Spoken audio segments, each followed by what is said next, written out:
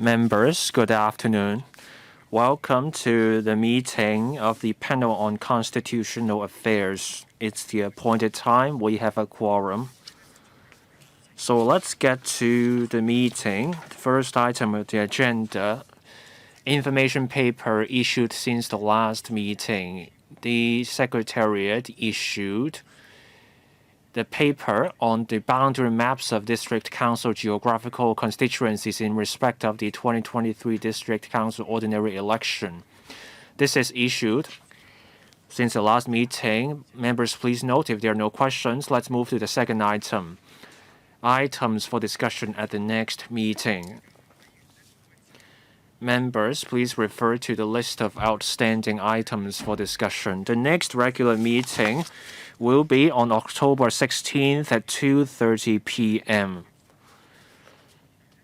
Now, as for the items for discussion at that meeting, the government will submit the proposal in due course. Once I receive the proposal, I will talk to the government, and then we will work out the items for the October meeting. Here, I can say this. The amendments have been completed for the District Council bill. The elections of a District Council will come up in the end of this year. Since the amendment, I have been told that the government has been following up with the Electoral Affairs Commission. So if possible, I'm trying to get the government to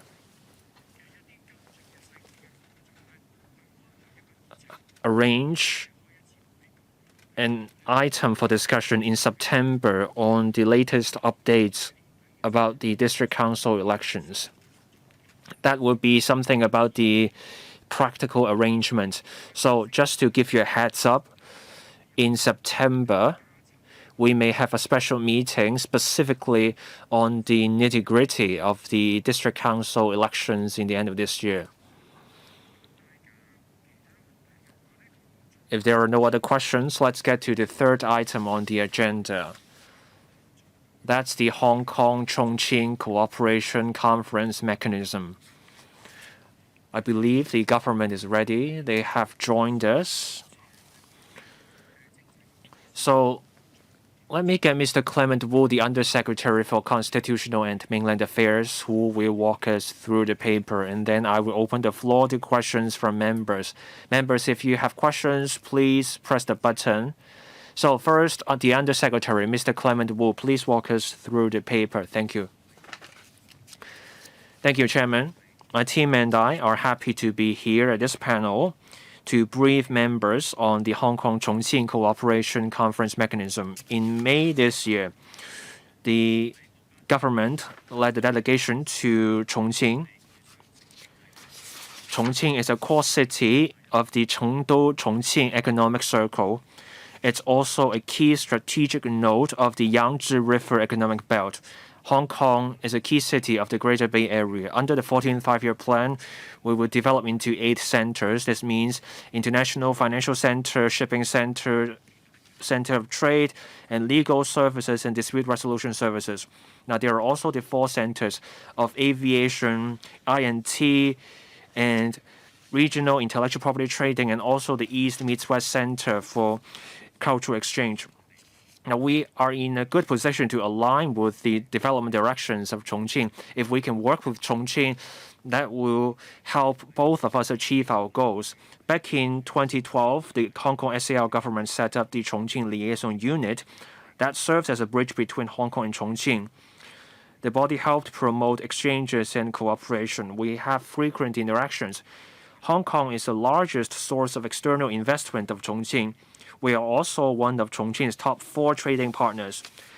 Now, we have 16 Chongqing firms listed in Hong Kong.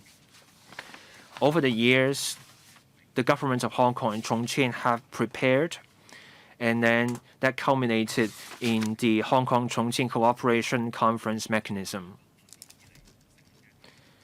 This is the 9th cooperation mechanism set up since 1998. The other 8 cooperation mechanisms are set up with Guangdong, Shenzhen, Shanghai, Beijing, Fujian, Sichuan, Hubei, and the Pan-Po River Delta region. On May 10th to 12th this year, the chief executive led a delegation to visit Chongqing. They met with Chongqing's party secretary, Mr. Yuan Jiajun. They held the first high-level meeting come first plenary session. At the meeting, the deputy director of the liaison office of the central government in Hong Kong was also there, Mr. Eric Chen, the chief secretary, and also Ms. Zhang Guozhi, the deputy mayor of Chongqing, signed the Hong Kong-Chongqing Cooperation Conference Mechanism. They agreed on cooperation in 11 areas. They include Belt and Road development, trade, investment, finance, innovation, technology, and logistics. For details, members can refer to paragraphs 5 to 26 of the paper. Now, under this cooperation mechanism, the two cities hold meetings from time to time. Ms. Zhang Guozhi and also Mr. Eric Chen co-chair these meetings. On the specifics of the cooperation, the corresponding departments of Chongqing and Hong Kong follow up on the specific items. Now, during the visit, our Economic and Trade Office in Chengdu and the Chongqing Liaison Unit arranged study visits. The visits covered a leading state laboratory and also visits to areas of major infrastructure projects and also areas where Hong Kong invested. The government delegation met with the Hong Kong people and firms in Chongqing and listened to their views and experience on living there. They also leveraged the new opportunities of cooperation between Chongqing and Hong Kong there to tell good Hong Kong stories. The Hong Kong government will seize the opportunities of the cooperation to complement each other so that each of our development can reach new heights. My team and I comprise my colleagues from different bureaus, and we are happy to listen to the comments from members. Thank you, Undersecretary. 4 members, in fact 5, are lining up to speak. I will read out their names: Ms. Nixie Lam, Ms. Carmen Khan, Mr. Tang Fei, Mr. Brave Chen, and Dr. Simon Lee. 4 minutes for each member, questions and answers inclusive. Ms. Nixie Lam. Thank you, Chairman. Chongqing is at a key location of the Yangtze River Economic Belt and the Chengdu-Chongqing Economic Circle and also the Belt and Road. Now, I want to talk about talent exchange. We want to get talent to come here. There are roughly 1 million university students. Many of them are in science disciplines. Information technology, smart manufacturing are some areas where Chongqing universities are in a leading position. In fact, these kinds of students will be the kind of talent that will contribute to Hong Kong. So how can we set up cooperation mechanisms to get these kinds of talent to come here? Now, I want to turn to civil service exchanges from 2017 to 2019. In terms of exchanges between the civil servants in Chongqing and Hong Kong, each year there will be up to 6 civil servants on the exchanges. COVID came, the exchanges stopped. So in the days to come, we will have more slots for the civil service exchanges so that more people in Hong Kong will learn about the mainland's operations as a way to step up cooperation. Undersecretary, please. Thank you. I thank the member for her questions. Now, first, bringing in talent, and second question about the civil service. The SAR government works through its economic and trade officers in the mainland overseas to promote Hong Kong's advantages and opportunities. This is to bring in investments and talent to Hong Kong. We have a strategy to attract talent and firms to Hong Kong. So the Hong Kong SAR government has expanded the functions of the 5 mainland ETOs and also the other overseas ETOs. In December last year, we set up dedicated units for attracting enterprises and talent. That's to support the work of the Oasis Office for Attracting Strategic Enterprises and also the Hong Kong Talent Engage under the Labor and Welfare Bureau. Their relevant work directions and target. So these offices reach out to the target firms and the university students in the top 100 universities. Just then, the government has been considering including also the universities outside the top 100. So this is the ongoing work. We get the information on the talent and firms. There is follow-up work going on. In terms of approaching firms, we provide appropriate assistance to support the work of Oasis and Hong Kong Talent Engage in bringing in talent and firms. So these are some facilitation services. Now, in terms of civil service exchanges, the SAR government is committed to promoting exchanges between the Hong Kong servants of Hong Kong and their counterparts of the mainland. This is to give our civil servants a full understanding of our country in a drive to integrate into national development. Now, under the Hong Kong and Macau Affairs Office of the State Council, the Civil Service Bureau has been arranging civil service exchanges since the year 2002. Mid to senior rank civil servants took part in the exchanges. Chongqing has been part of this exchange scheme. Now, in terms of exchanges between civil servants of Hong Kong and Chongqing, the exchanges cover trade, business, innovation and technology, social welfare, social security, and also policing. Now, normal travel has resumed between the mainland and Hong Kong. The Civil Service Bureau is currently talking to the Hong Kong and Macau Affairs Office about gradually resuming civil service exchanges between Hong Kong and Chongqing. In terms of trade relations, we are very close to Chongqing.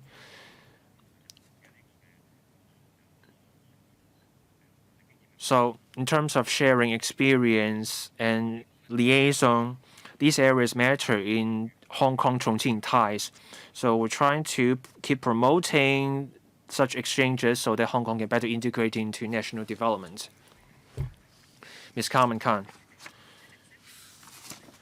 Thank you. The chief executive has led delegations to the mainland on multiple occasions, including a visit to Chongqing. Recently, there has been a visit to the Pearl River Delta region. A chief executive has just taken off for a trip to ASEAN. I welcome such moves. Now we focus on the economy. The entire government is involved. This is a new cooperation mechanism, and in fact, the 9th such cooperation mechanism with the mainland. So can the Bureau tell us what sets this mechanism apart from previous mechanisms? Are there specific measures that are new? Now, in terms of high-level leadership, policy areas, and corresponding departments, we see a structure here. Now, my second question, the Constitutional and Mainland Affairs Bureau is in charge of the day-to-day work. So are there directorate-level civil servants taking charge of the work? Now we have the CDB here and the FSTB here. Can they tell us more about their work? Now, in terms of the Belt and Road development, in terms of trade and finance, what are some specific measures we see? Under the cooperation memorandum, there are many words that read encourage, but do we have specific measures in terms of fostering changes? So what sets this mechanism apart from previous mechanisms? Thank you, Chairman. I thank the member for your questions. The government wants to focus on areas where we stand out, innovation, cooperation, to bring out the best in one another. That's the basis of our cooperation with the mainland municipalities and provinces. So each of us focuses on our strengths. Before this cooperation mechanism with Chongqing, we had 8 bilateral cooperation mechanisms with 8 places. So those are the ways we deepened our collaborations with the different places. The areas cover finance, trade, economics, transport, health, infrastructure, education, innovation and technology, and training.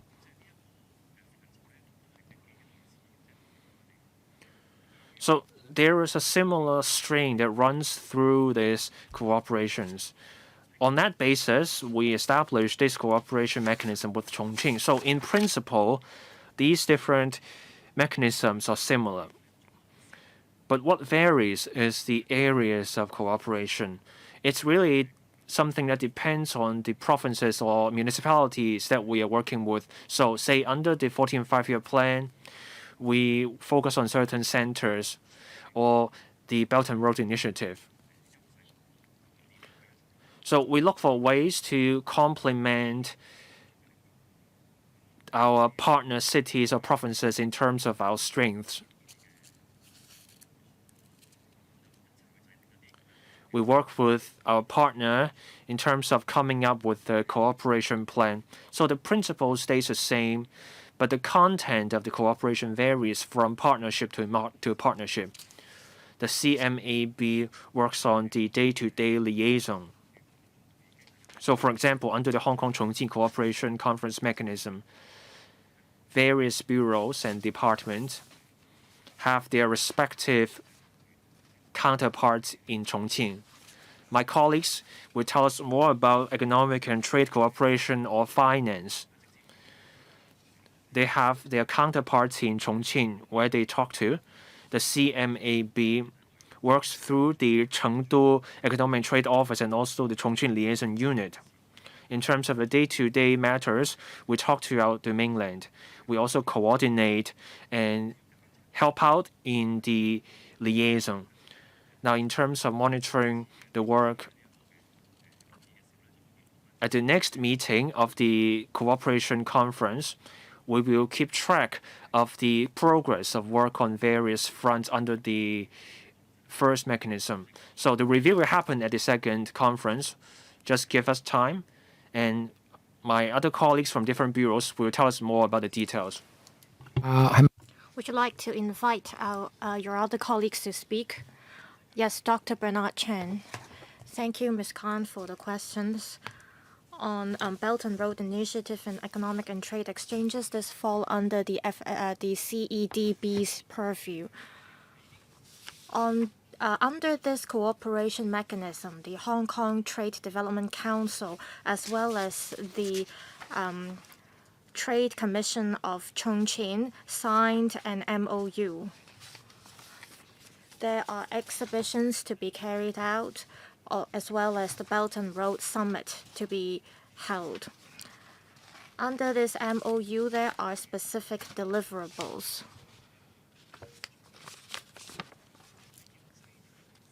The Chongqing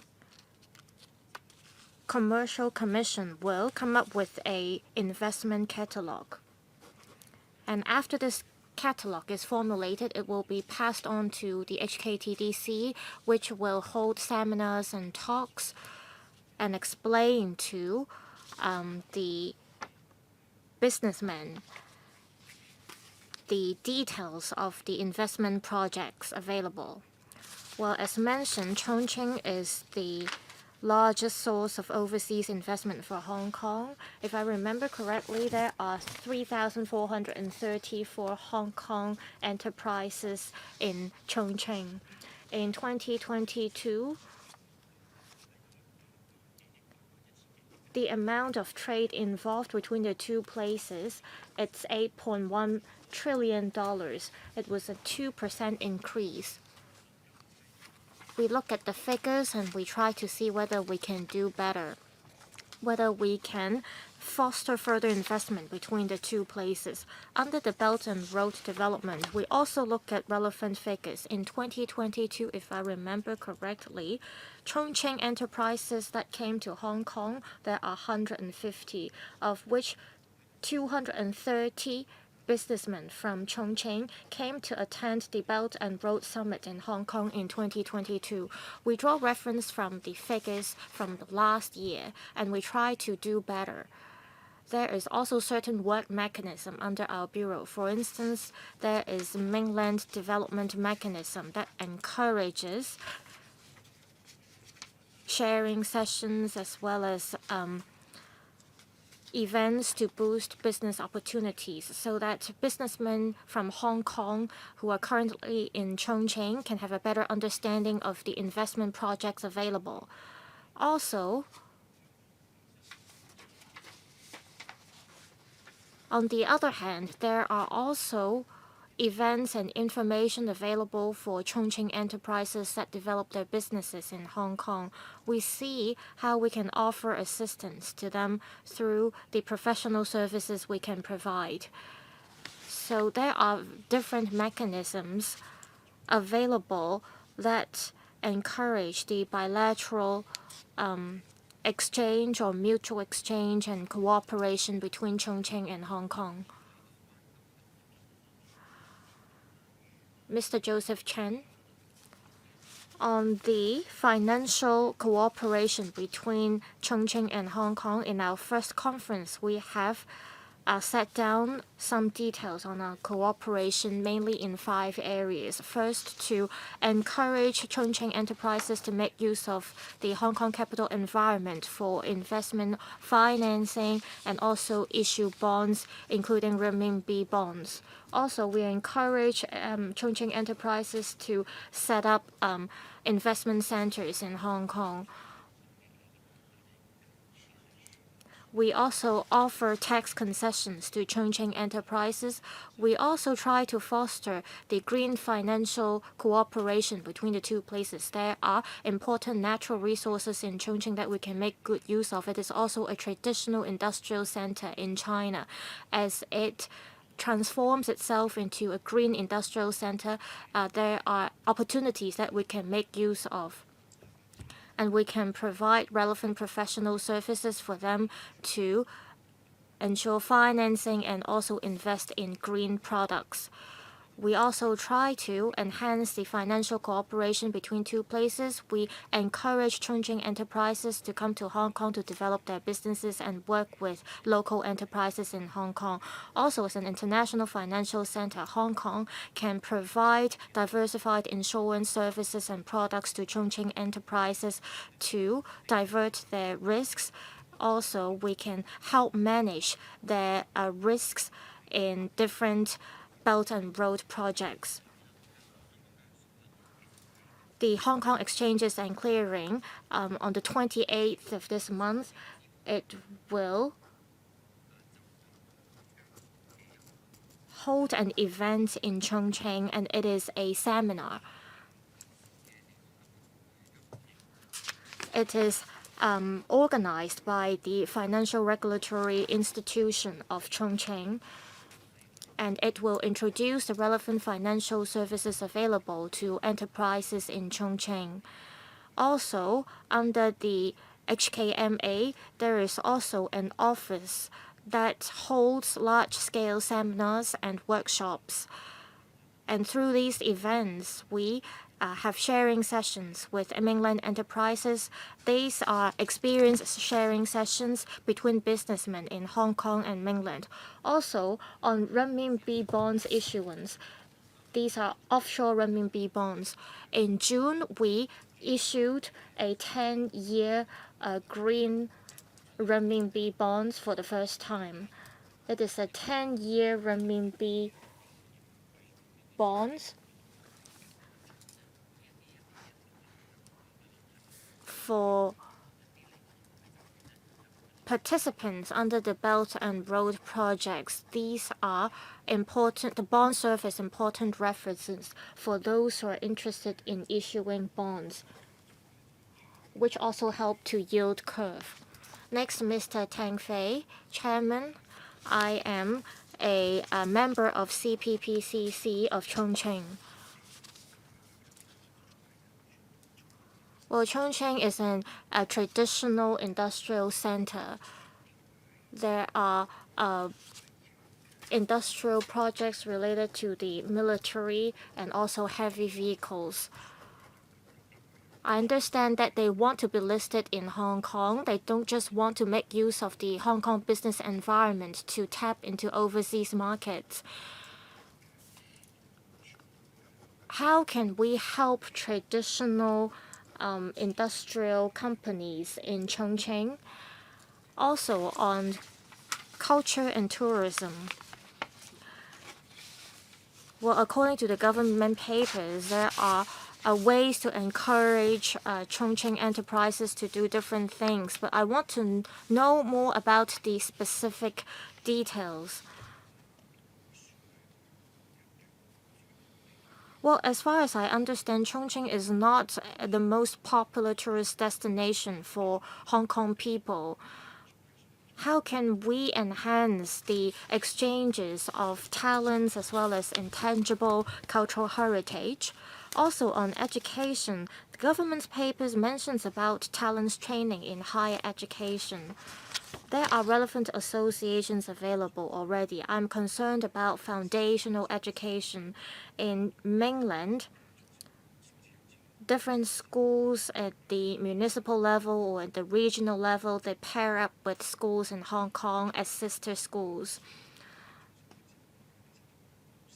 Well, there are very few secondary schools in Hong Kong that set up sister schools with Chongqing compared to Hunan and Sichuan. There are very few of them that become sister schools with secondary schools in Hong Kong. So I wonder how the government can do more in this regard.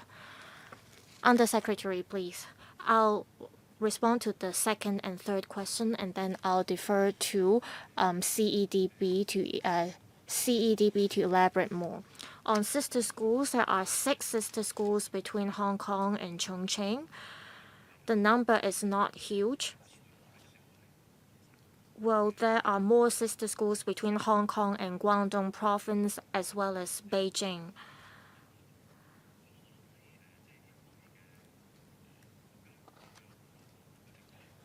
The Education Ministry and the Education Bureau of Hong Kong have been working together. There are about 800 sister schools.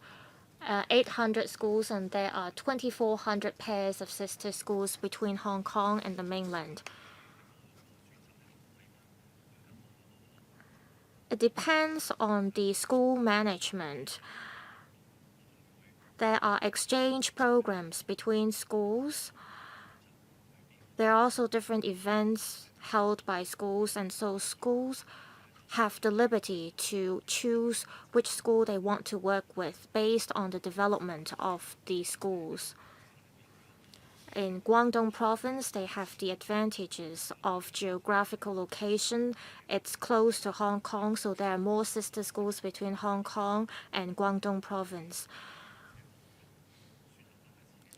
I believe that different schools will, based on their own strengths and characteristics, to see or to decide which school they want to pair up with. On cultural and tourism development, Chongqing and Sichuan, there are renowned tourist destinations in the area.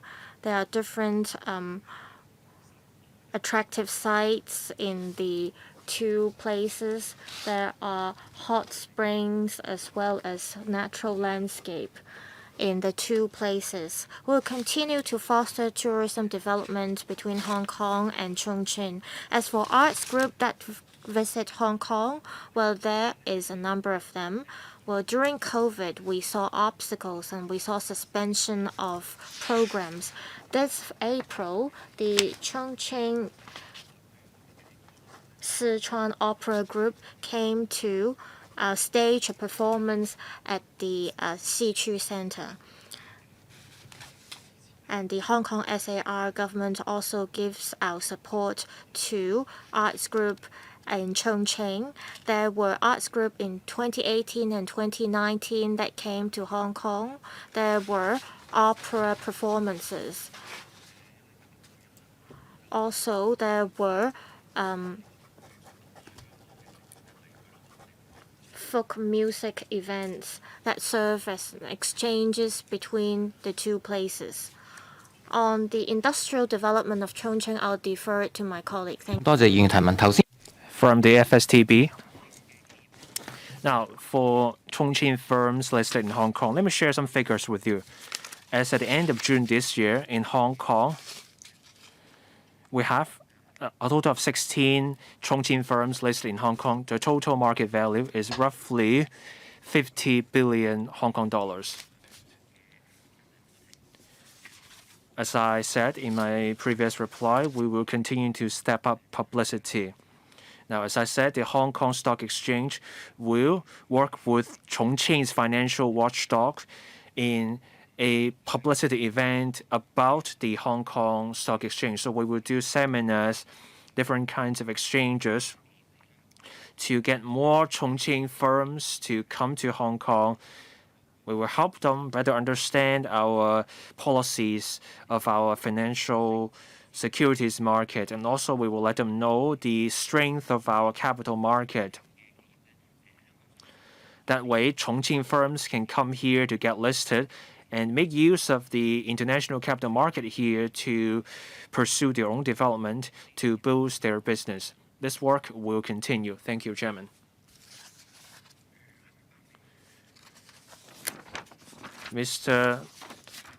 Dr. Bernard Chen, one comment from you. Now, we have Invest Hong Kong under the Commerce and Economic Development Bureau. We work with the Commerce Department of different cities and provinces to attract enterprises. Now, just as Mr. Tang Fei mentioned the heavy industries in Chongqing.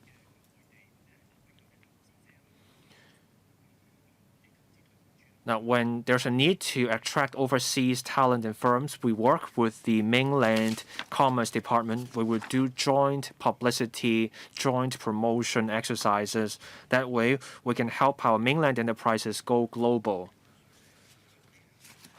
Mr. Brave Chen. Thank you, Chairman. I thank the government officials for their information.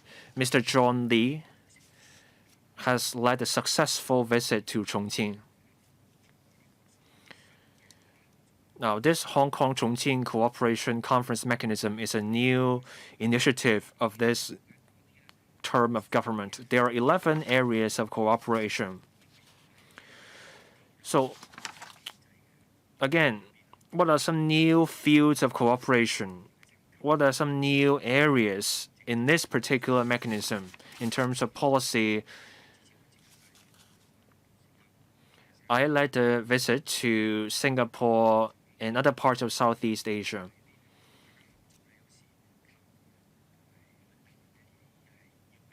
Of course, we need cooperative forums, but that should only be a start. As Mr. Johnny says, we need to be result-oriented. We need to see results, and that's how you can get people to support you.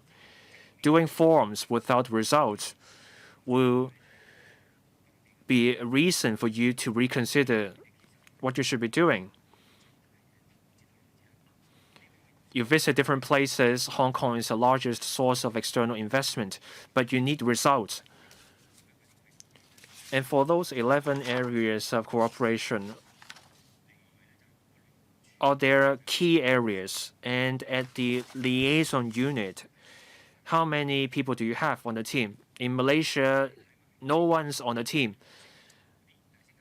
In Indonesia, again, you have a manpower shortage. The same goes for Singapore. In Singapore, there is a dedicated team on shipping, though, so that's where you see results. That's pleasing. So, for the Chongqing liaison unit, what are some key areas that you will give priority support? And where will you give priority support outside the Greater Bay Area? These are my questions. Undersecretary.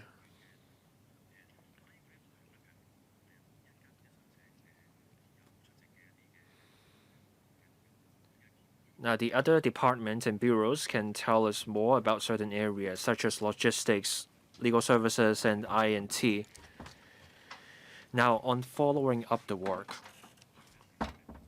the Chongqing Liaison Unit is under the Chengdu Economic and Trade Office. So that office takes charge of liaison efforts. The Chengdu office is larger. The office works on trade relations. It also works with the immigration officers in its immigration unit. They have a press team. They also have Invest Hong Kong there. So you have an Chengdu office supporting the work of the Chongqing liaison unit. All these cooperation mechanisms share one thing in common in principle. That is, we identify the major provinces and municipalities for cooperation. And even for the cities, provinces without such a mechanism, we do have tie-ups with them. We launch a project whenever ready. We do meetings with them, and then we launch initiatives.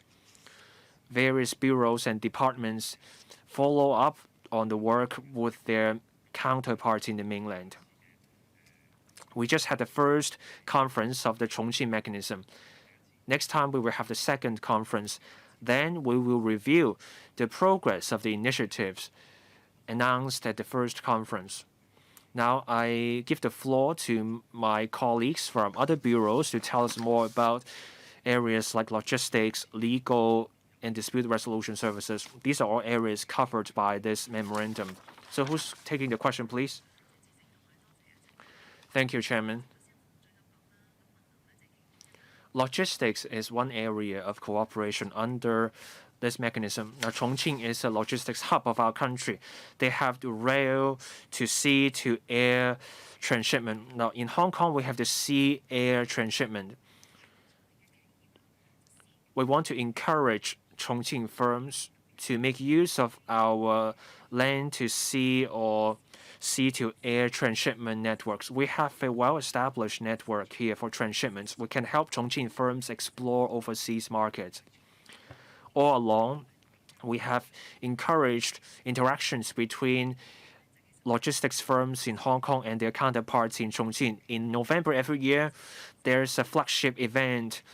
It's an Asian logistics event. The Hong Kong Trade Development Council organizes the event. It's held in the Convention and Exhibition Center. More than 2,000 participants take part in this annual event. They discuss the international logistics topics. Over the past few years, Chongqing enterprises took part in the event. That way, Chongqing firms learn about our local logistics scene. The event is also a platform for the Chongqing firms to reach out to their overseas counterparts. They can compare notes. Now, we have entered into this memorandum with Chongqing. We will also step up talent exchange in logistics and railways. We have a successful airport. We have experience in airport management.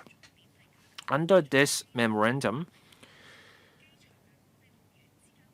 there will be more exchanges and cooperation between our aviation academy and the Chongqing airport. That way we can have better training for aviation talent in Hong Kong and in Chongqing. Now, railway is another area of cooperation. Chongqing has a well-established railway network.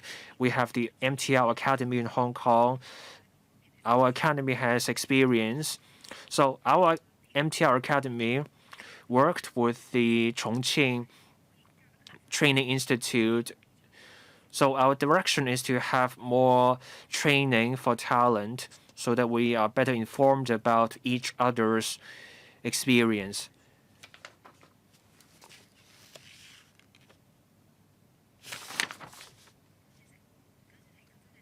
Over to Assistant Commissioner for Innovation and Technology.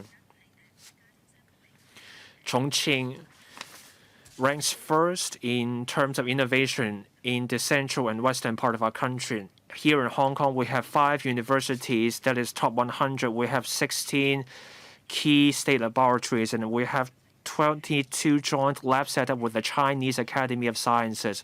So we have favorable conditions for working with Chongqing. In May, under the Hong Kong-Chongqing Cooperation Conference mechanism, we signed a memorandum with Chongqing.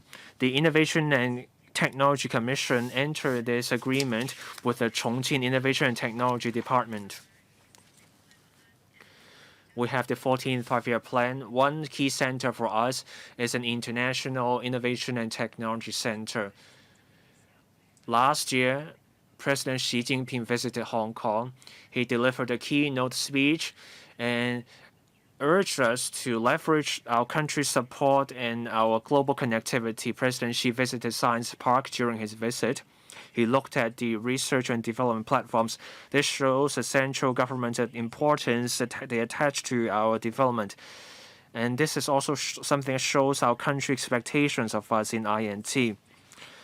So in delivering on the vision of becoming an INT center, in December last year, the Innovation Technology and Industry Bureau announced the INT development blueprint for Hong Kong. This is the first systematic, comprehensive blueprint that sets out clearly our development directions and priorities in INT.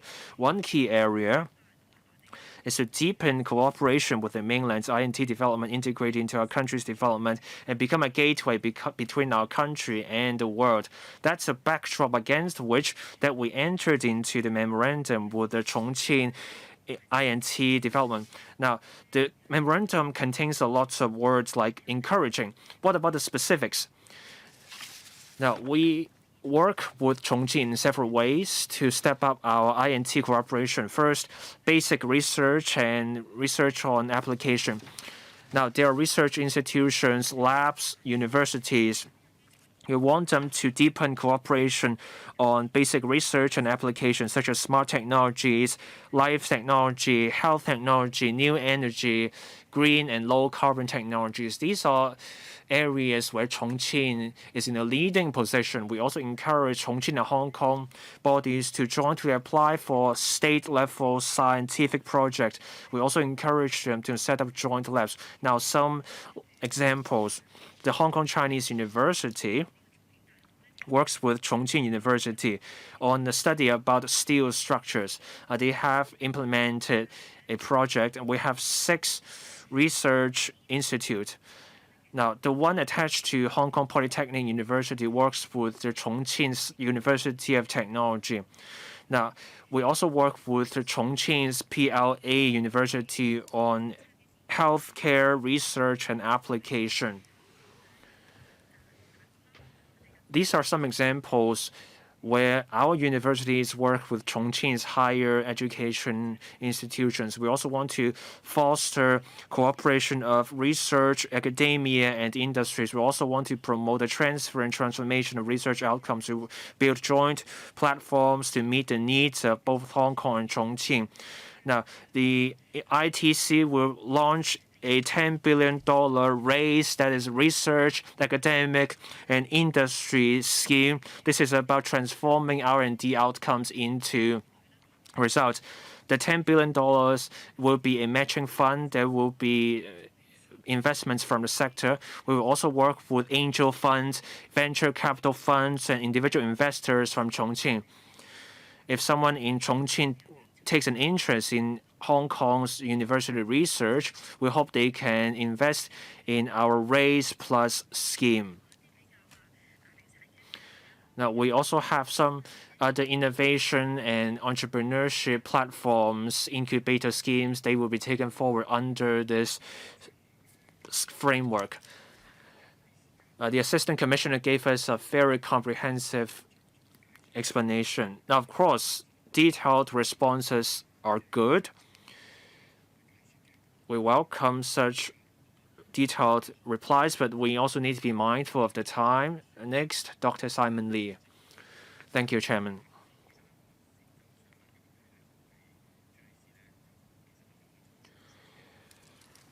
Ms. Chu has already given a detailed response about the question that I had. My question is about the logistics sector. It's a good practice that we're adopting in our tie-up with Chongqing. In the Western China, there's fierce competition among those cities for number one. Now, we have Xi'an in Shanxi province, Kunming in southwestern China. But now, the Chengdu-Chongqing circle has emerged on top. Now, the cooperation is the right thing to do. Chongqing has a strength in its railway transshipment network. In 2009, there was a new railway network in place. Now it has become part of the rail link between China and Europe. Now, there are also new initiatives in judicial developments in Chongqing. Now, in the Lusophile countries, they have set up a joint firm. So that way, much time is saved through the customs clearance. Now, our country is part of it, and there's another stake taken up by Chongqing, while the first stake is taken up by our country as a whole. So we have transshipment areas where we can work with Chongqing in logistics. And for legal services, legal innovations for transshipments, are there areas where Hong Kong can learn lessons? So that's something I would like to add.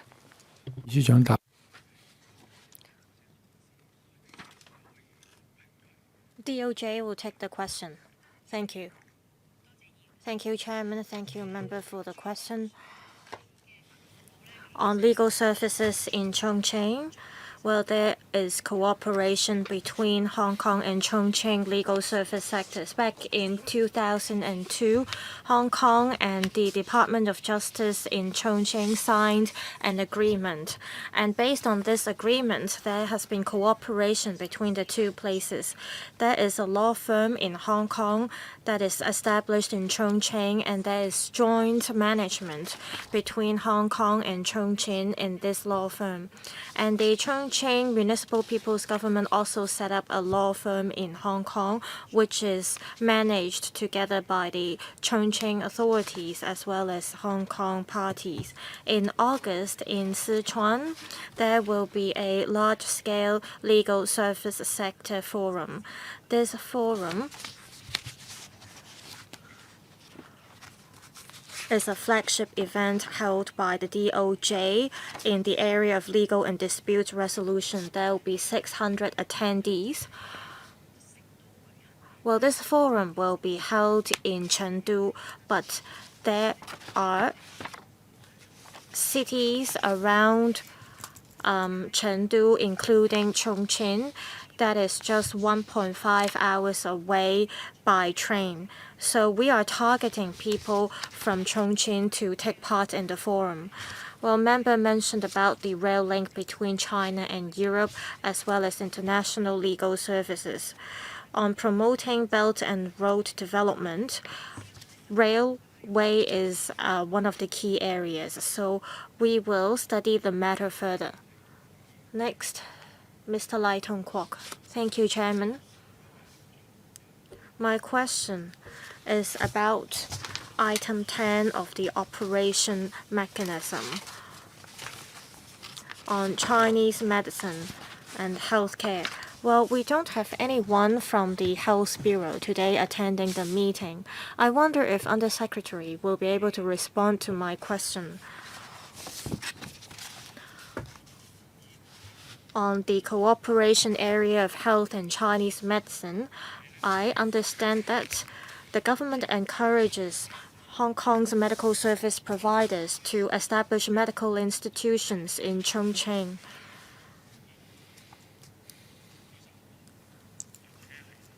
I'm aware that service providers from Hong Kong has established medical institutions in the Greater Bay Area or in the Pampo River Delta region, but I've never heard of any medical institutions from Hong Kong that are interested in setting up institutions or branches in Chongqing. You also mentioned that there will be exchanges between talents in the Chinese medicine sector.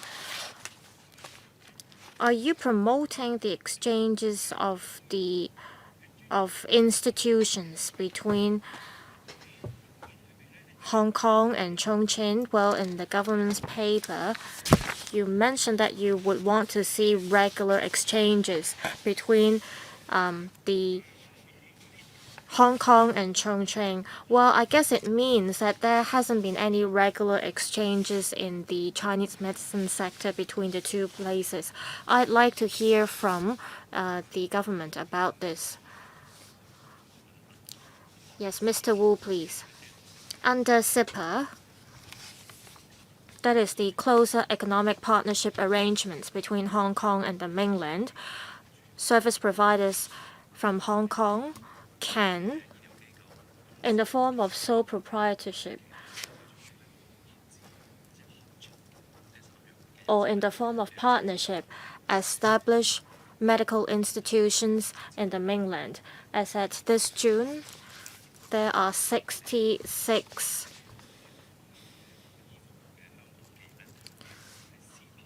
Hong Kong enterprises issued certificates to establish medical institutions to provide healthcare and dental services in Chongqing. On Chinese medicine, we strive to have foster exchanges in Chinese medicine as well as professional services. We support universities in Hong Kong or tertiary institutions in Hong Kong that provide Chinese medicine courses to have exchanges with institutions in the mainland. The first Chinese medicine hospital in Hong Kong will be completed soon. And there will be phase 1 and phase 2 clinical center. And the Chinese medicine hospital can serve as the platform or the bridge between Hong Kong and Chongqing in this area. We hope that there will be more frequent communication between Hong Kong and Chongqing in the Chinese medicine sector. We also welcome Chinese medicine sectors to make use of the advantages of the two places to promote the industry in Hong Kong and the mainland. Under the current cooperation framework of the NTCMA, well, there is also cooperation between the two places. Mr. Martin Liao. Well, Hong Kong is part of the strategic point of the national development as well as the Yangtze River economic belt. I give my support to this cooperation conference mechanism to foster the cooperation between Hong Kong and Chongqing in the 11 areas. The government's paper mentions that on education, the government supports the exchanges between two places. On the 11th of July, the country published the key missions of development, and some 11 vocational education areas were mentioned. For those that are of higher level, as well as institutions equipped with aviation equipment and shipping equipment, as well as new materials, these areas will be prioritized under the work mechanism. I want to know the specific measures that promote the development of vocational education. Thank you. Undersecretary, please. Well, vocational education, or VPET, is one area. On vocational and professional education training, we have the Vocational Training Council in Hong Kong, and there have been exchanges between VTC and the vocational institutions in the mainland. Well, VTC is the largest vocational college in Hong Kong, and It has been exploring and fostering exchanges and cooperation with vocational colleges in the mainland. There hasn't been any cooperation mechanism between Chongqing and Hong Kong in this regard. But we have already set up a base in Shenzhen. I believe that VTC will continue to explore ways to work with the mainland. For instance, we will provide internship opportunities to VTC students.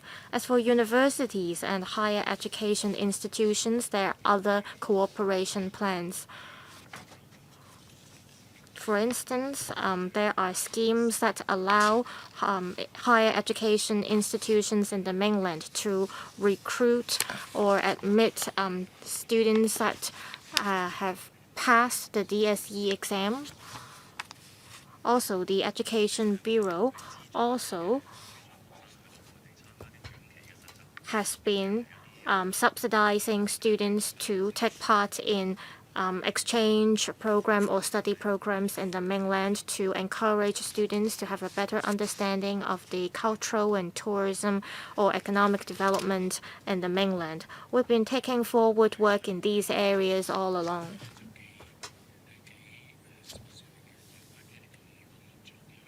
Well, my question is quite specific. It's about vocational and professional education. I understand that Undersecretary is not from the Education Bureau. He may not be able to give me a detailed response. I wonder if Mr. Wu can pass on my question to the Education Bureau so that the Education Bureau can give me a written response after the meeting. Well, Mr. Wu, please reflect this question to the EDB. Thank you.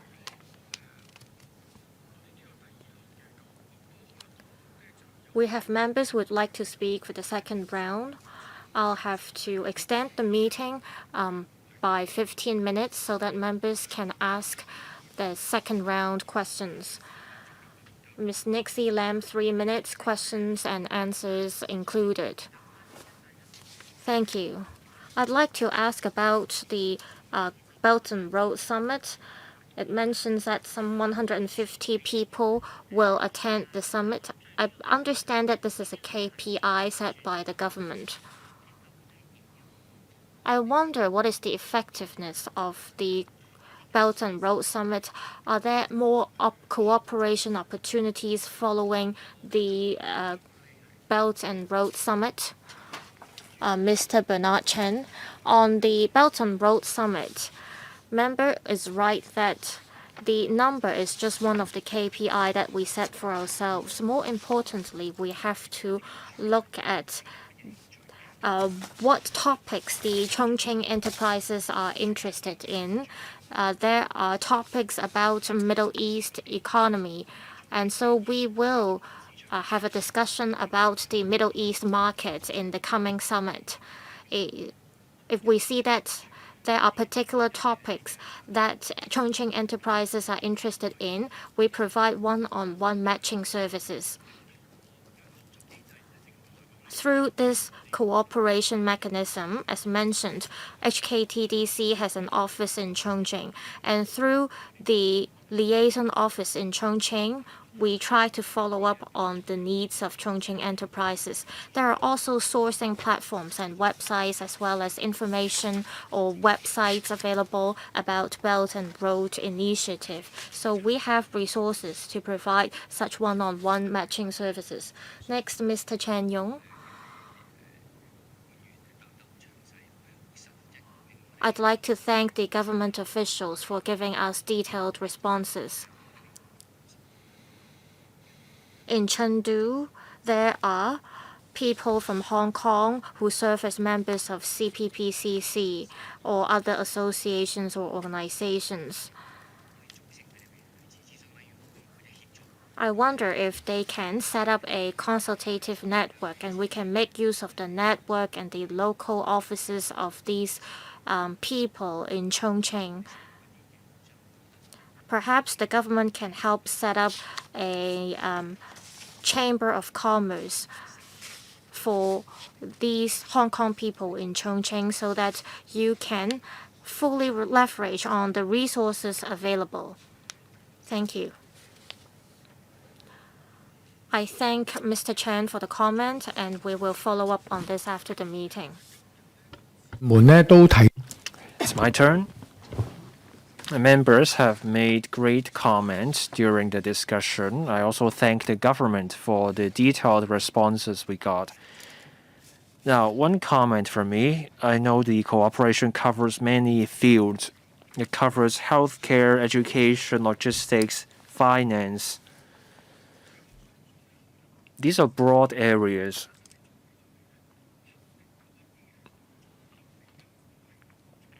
Some areas will see faster and better results than the others. After all, each area varies in terms of their characteristics. Chongqing firms want to go global, so they can use Hong Kong's professional services in going global. 16 Chongqing firms are listed in Hong Kong. If we put in the work, we may even double that figure. So that's where Hong Kong can put its strength into use. I have an idea.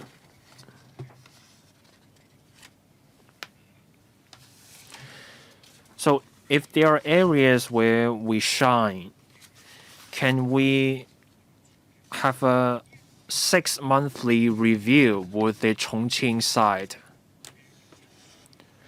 It doesn't take a visit to Chongqing. You can have an interaction. Can we have some kind of regularized meetings with Chongqing? That way we review the success of the mechanism.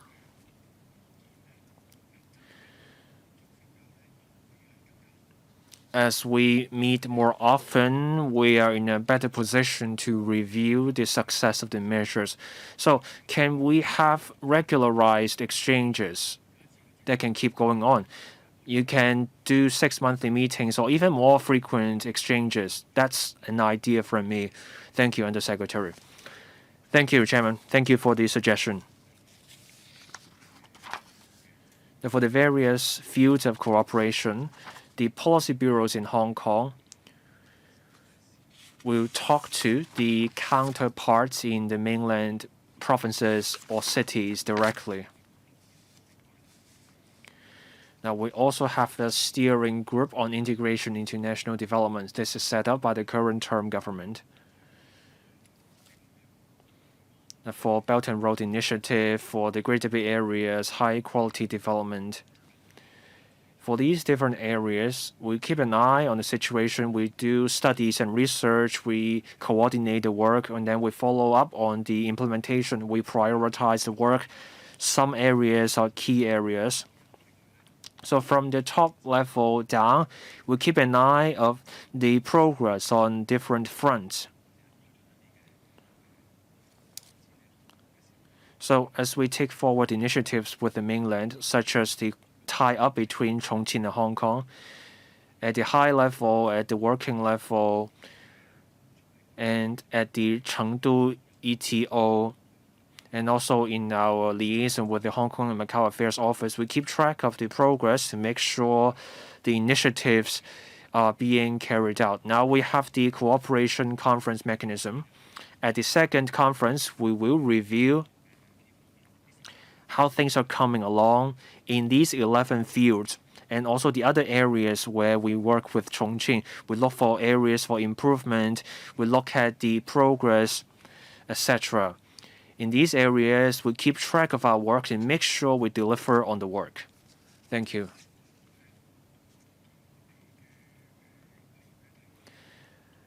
I can see we have dealt with all the questions from members, and it's about time for this meeting. So let's stop here. Next item on the agenda, any other business? No other business. I adjourn the meeting here. I thank members and officials for joining us at the meeting. Thank you.